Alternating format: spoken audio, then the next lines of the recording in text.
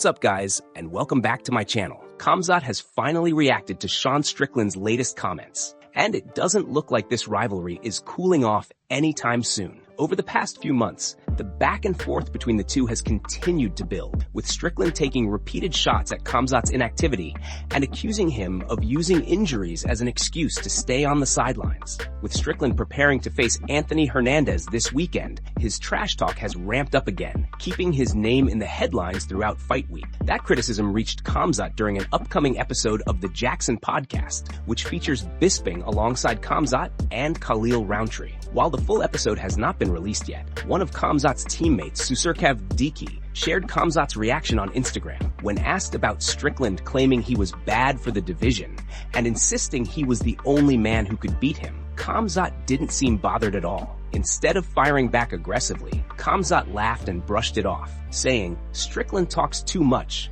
and that everyone will see what happens." He even joked that the comments are coming from old frustration over past sparring sessions, strongly hinting that he usually got the better of Strickland in the gym.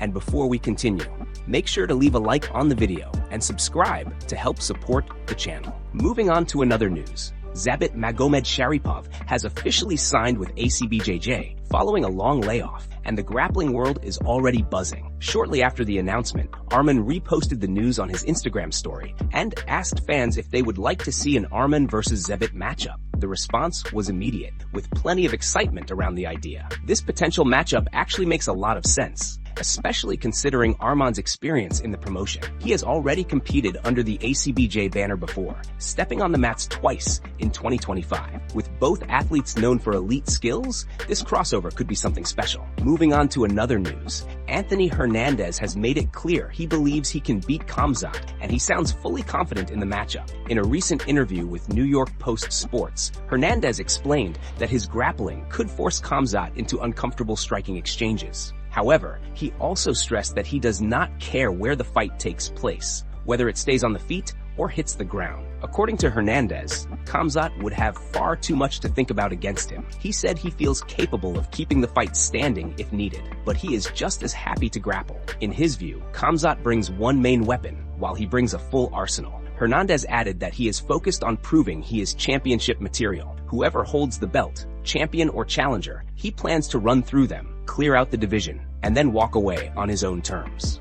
Moving on to another news, Nickal has offered some thoughtful words of advice for Olympic gold medalist Gable Steveson. As the latest hype train in MMA continues to build, Steveson is potentially just one win away from getting the call from UFC CEO Dana White and the matchmakers, with momentum quickly growing around his transition into the sport. Often compared to a young John Jones because of his athleticism and pedigree, Steveson currently sits at 2-0 in his professional MMA career, both wins coming by knockout. He is set to return to the cage on Thursday night against Hugo Lizama at Mexican Fight League 3. The buzz around the possibility of the UFC signing Steveson into the heavyweight division has become one of the most intriguing storylines of 2026. Dana White has repeatedly hinted at the massive upside Steveson possesses, while Joe Rogan has gone as far as saying the heavyweight division could be in serious trouble once he fully arrives. With that level of attention comes pressure, and Nickal understands that better than most. Having gone through his own ups and downs early in his UFC run, Nickal wants Steveson to avoid getting distracted by politics, timelines, or outside noise.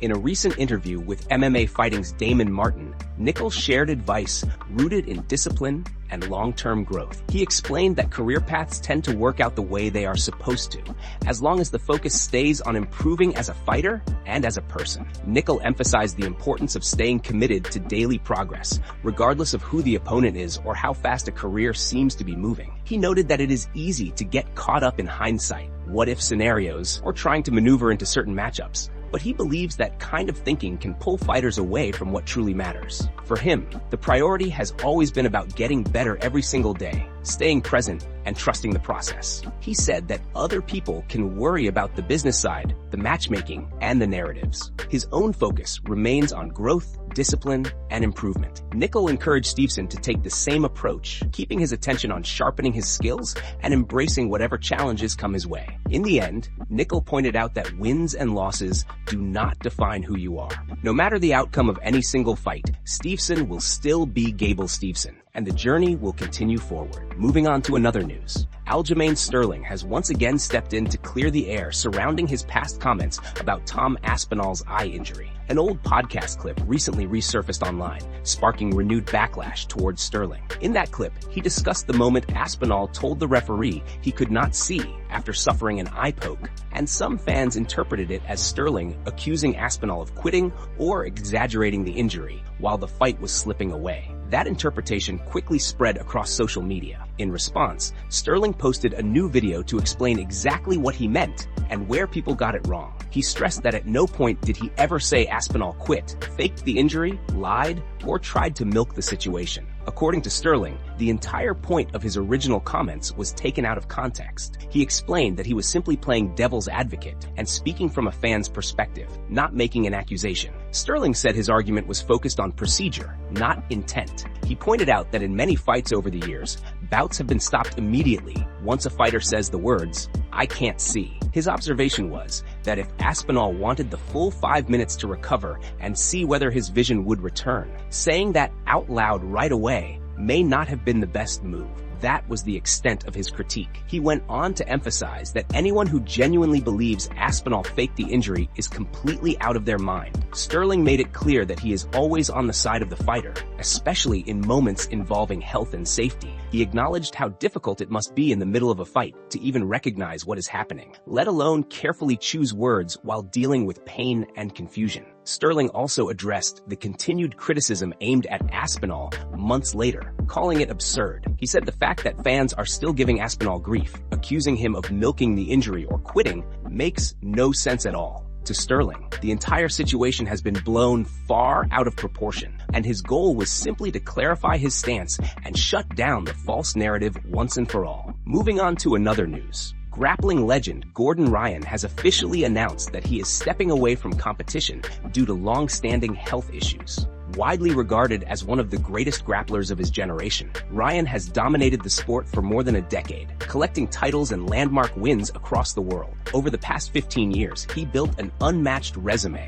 defeating elite opponents such as Felipe Pena, Nick Rodriguez, Andre Galvao, Marcus Buchecha, Gary Tonon, and Craig Jones, while redefining what dominance in no GI grappling looks like. Despite that success, ongoing health problems have significantly limited his ability to train and compete in recent years. Ryan has not competed since his victory over Josh Saunders in June 2024. On Tuesday, he confirmed what many fans feared, stating that he believes his competitive career has reached its end because of persistent medical issues. In his announcement, Ryan reflected on his journey, saying that the moment marks 10 years as a black belt and 10 years at the top of the sport. He explained that a recurring staph infection and heavy antibiotic use destroyed his gut biome, leading to a debilitating stomach condition that has never fully been fixed. Over time, the issue has worsened and evolved into multiple problems, including getting sick or developing staph whenever he trains hard and compromises his immune system. Because of this, Ryan revealed he has been unable to train or lift intensely since January 2024,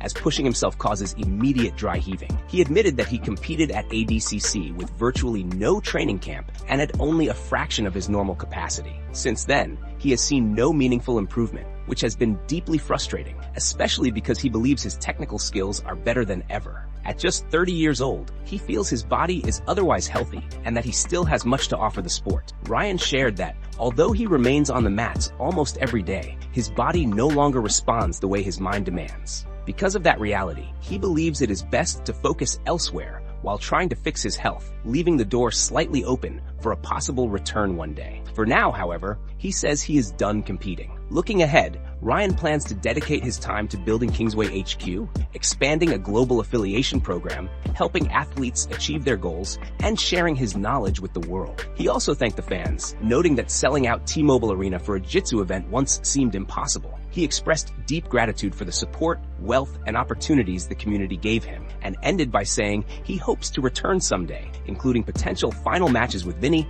and one last dance with Felipe. Moving on to another news, Ronda Rousey has finally opened up about the deeply personal reason behind her decision to return to MMA and fight Gina Carano. a comeback that shocked fans after nearly a decade away from the sport. With her last fight taking place back in 2016, most people believed her competitive career was finished for good. Instead, Rousey revealed that the motivation to return came from a moment that hit her emotionally while she was 9 months pregnant. In a recent interview with SportsCenter, Rousey explained that she saw a video of Carano giving an interview and immediately felt concerned. She said Carano did not look healthy and appeared to be struggling, which sparked an instinctive reaction in her to want to help. Rousey admitted that Carano is the one woman in MMA who does not owe her anything, but rather someone she feels she owes immensely due to their shared history and respect. She went on to explain that despite Carano's successful background and family wealth, there was nothing material she could offer her.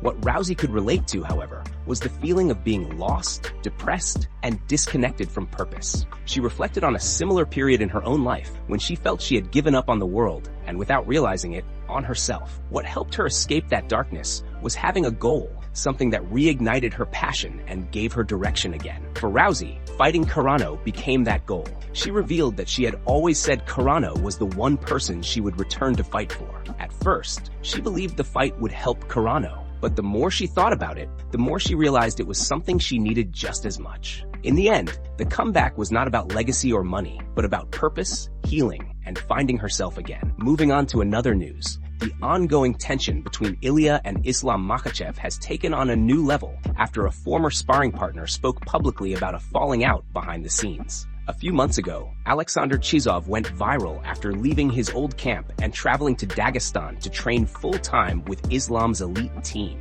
Once old photos resurfaced showing Chizov training with Ilia ahead of a potential super fight, fans quickly labeled him a spy and fueled speculation across social media. Chizov has now addressed the situation during an interview with the Russian MMA outlet Golos OB MMA, where he shared his side of the story and explained how the situation spiraled. According to him, everything initially started on good terms. He said he traveled to Spain to reconnect with some of his former coaches and get quality training in. During that period, he was sparring regularly, about 3 times a week, and nothing felt unusual. Before leaving, Chizov said he clearly informed Ilia about his plans and was told it was fine to step away from the camp for a short time. While spending time with friends, one of his coaches suggested a trip to Dagestan to train with Islam Makhachev. The connection made sense, as the coach had close ties to Islam's team and the region. Chizov agreed, but only after making it clear that everyone should know he was actively training with Ilia, so there would be no misunderstandings or accusations of spying. He said he personally called Ilia to explain the situation and ask for approval.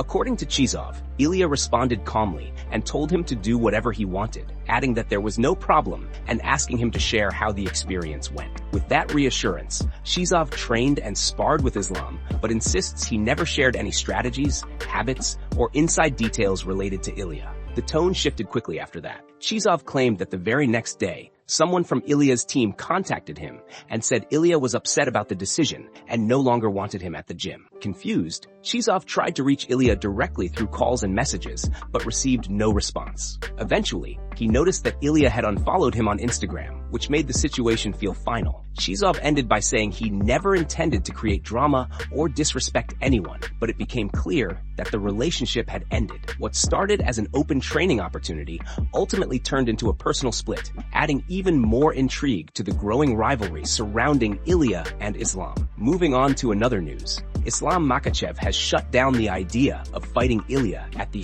White House, making it clear that matchup is not happening at the high-profile event. In a recent interview with Match TV, Islam explained that Ilia already has an opponent scheduled for the card, which immediately takes that fight off the table. He added that discussions are still ongoing regarding the exact timing of his next UFC appearance. Islam said they are working on an approximate date for his return, and even if it does not end up taking place at the White House, it will likely happen around the same time period. He also noted that he is not fully ruling out the White House event yet, but as things stand right now, it appears to be the most likely option for his return, just not against Ilia. When a reporter followed up and asked whether it was fair to say that Islam versus Ilia definitely would not happen at the White House, Islam was very direct. He confirmed that the fight will not happen there because Ilia already has opponents lined up, and the UFC is not interested in making that matchup at the moment. This update strongly suggests that the promotion has finalized a fight between Ilia and Justin Gaethje for the White House card. If confirmed, it would mark Gaethje's third attempt at winning the undisputed lightweight title. He previously came up short once against Khabib in 2020 and again against Charles Oliveira in 2022, adding even more stakes to this potential showdown.